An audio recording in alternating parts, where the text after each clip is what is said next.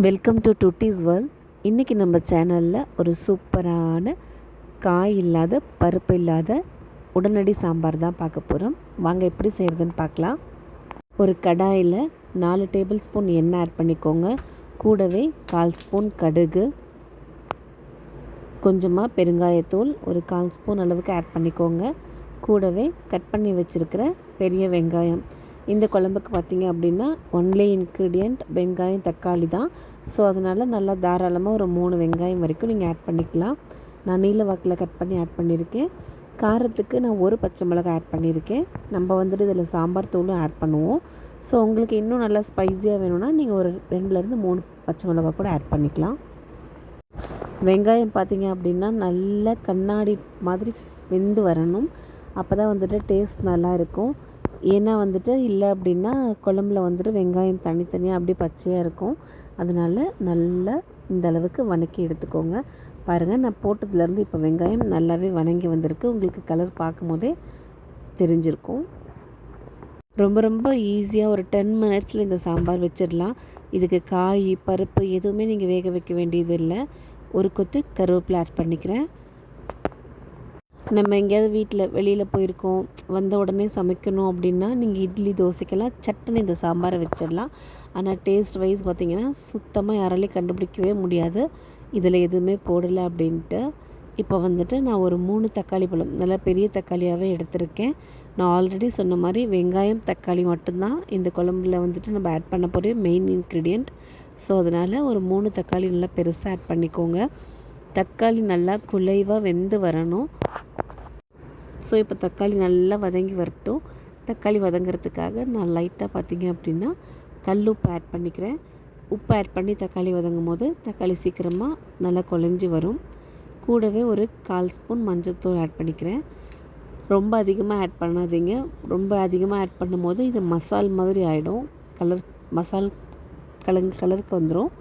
சாம்பார் கலருக்கு இருக்கணும் அப்படின்னா ஒரு 1/4 ஸ்பூன் அளவுக்கு ஆட் பண்ணிங்கன்னா போதுமானது. இப்போ இதை நல்லா கலந்து விட்டுட்டு ஒரு 1/4 ஸ்பூன் மட்டும் 1/4 டம்ளர் தண்ணி ஆட் பண்ணிக்கோங்க. தண்ணி ஆட் பண்ணிவிட்டு நம்ம தக்காளி வதங்குற வரைக்கும் வெயிட் பண்ணலாம். மூடி வச்சிங்க அப்படின்னா இந்த தண்ணி வத்துறதுக்குள்ளே தக்காளியும் உங்களுக்கு நல்லாவே வெந்து வந்துடும். இப்போ இருக்கிற தக்காளிலாம் பார்த்திங்கன்னா ஒரு மாதிரி ரொம்ப ஹார்டாக இருக்குது. நாட்டு தக்காளி மாதிரி இருக்கிறது இல்லை. ஸோ வந்துட்டு எவ்வளோ வேக வச்சாலும் அது ஒரு மாதிரி கல் மாதிரி இருக்குது. அதுக்காக தான் நான் மூடி போட்டு வேக வைக்க சொல்கிறேன். இப்போ பாருங்கள், தக்காளி ஓரளவுக்கு நல்லா வெந்து வர ஆரம்பிச்சிருச்சு. இருந்தாலும் இந்த தண்ணி ஃபுல்லாகவே ட்ரைன் ஆகிற அளவுக்கு நல்லா ஃப்ளேம் வச்சு வதக்குனீங்க அப்படின்னா தக்காளி இன்னும் நல்லா வெந்து வந்துடும். நல்லா கலந்து விட்டுட்டு நீங்கள் கரண்டிலேயே கூட இதை அப்படி நல்லா மசிச்சு விடலாம். இன்னும் கொஞ்சம் தண்ணி இருக்கு இல்லையா, இந்த தண்ணியும் வத்துற அளவுக்கு திரும்ப மூடி போட்டு வச்சிடலாம். ஸோ தக்காளி பார்த்திங்கன்னா கம்ப்ளீட்டாகவே நல்லா குக் ஆகிடும். அகைன் நான் மூடி போட்டு வச்சிடுறேன்.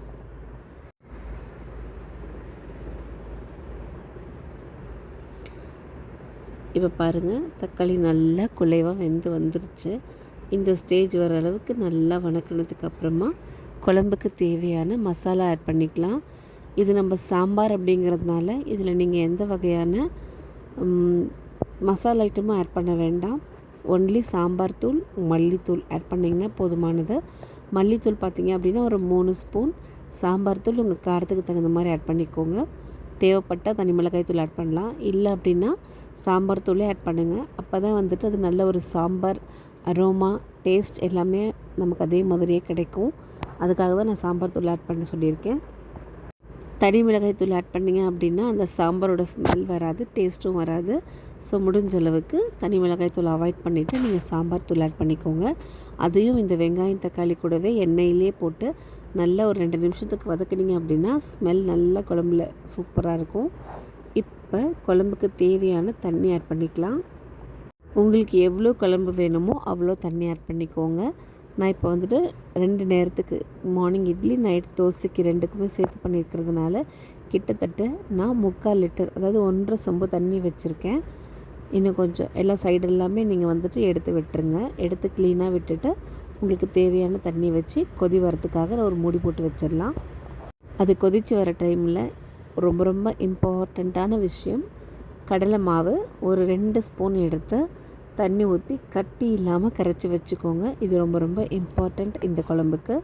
பார்த்திங்கன்னா இப்போ நல்லா கொதித்து குழம்பு சுண்டி இருக்குது. நம்ம ஊற்றுனதுலேருந்து இந்த அளவுக்கு நல்லா கொதிச்சிச்சு அப்படின்னா பச்சை வாசம் சுத்தமாகவே இருக்காது. இப்போ இந்த ஸ்டேஜில் நம்ம கரைச்சி வச்சுருக்கிற கடலை மாவை ஆட் பண்ணிக்கலாம். கடலை மாவை ஆட் பண்ணும்போது ஒரு பக்கம் கை விடாமல் கிண்டிட்டு ஆட் பண்ணுங்கள். இல்லைன்னா போய் ஒரே இடத்துல கட்டி மாதிரி அப்படியே உருண்டையாக நின்றுடும். ஆட் பண்ணிவிட்டு இப்போ நல்லா நம்ம கொதி விட்டுக்கலாம். எங்கிட்ட நிறைய பேர் கேட்டிருக்காங்க, இந்த குழம்பு நாங்கள் செய்யும்போது ரொம்ப கெட்டியாக இல்லைனா கலர் வந்து சாம்பார் மாதிரி வர்றதில்ல, மசால் மாதிரி வந்திருக்கு அப்படின்னு சொல்லிட்டு. நீங்கள் பண்ணுற ஒரே மிஸ்டேக் என்ன அப்படின்னா, கடலை மாவை இஷ்டத்துக்கு கரைச்சி ஊற்றிருப்பீங்க. இந்த குழம்புக்கு ஒரு 2 ஸ்பூன் மட்டும் போதுமானது. நீங்கள் 2 ஸ்பூன் ஆட் பண்ணும்போது அது சாம்பார் ஃபீல் கொடுக்கும். இதே நீங்கள் நிறைய ஆட் பண்ணிட்டீங்க அப்படின்னா நம்ம பூரி மசால் மாதிரி ஆகிடும். ஸோ அந்த தப்பை பண்ணாதீங்க. இப்போ உங்களுக்கு கலர் பார்க்கும்போதே தெரிஞ்சிருக்கும், நம்ம பருப்பு சாம்பார் என்ன கலரில் இருக்குமோ அதே கலர் அதே டெக்ஸ்சரில் இருக்குது. சாப்பிடும்போது டேஸ்ட்டும் பார்த்திங்க அப்படின்னா சாம்பார் டேஸ்ட் மட்டும்தான் வரும். உங்களுக்கு கடலை மாவு டேஸ்ட் கண்டுபிடிக்கவே முடியாது. நீங்கள் சொல்லாமல் இதில் கடலை மாவு போட்டிருக்கீங்கன்னு யாராலையுமே கண்டுபிடிக்க முடியாது.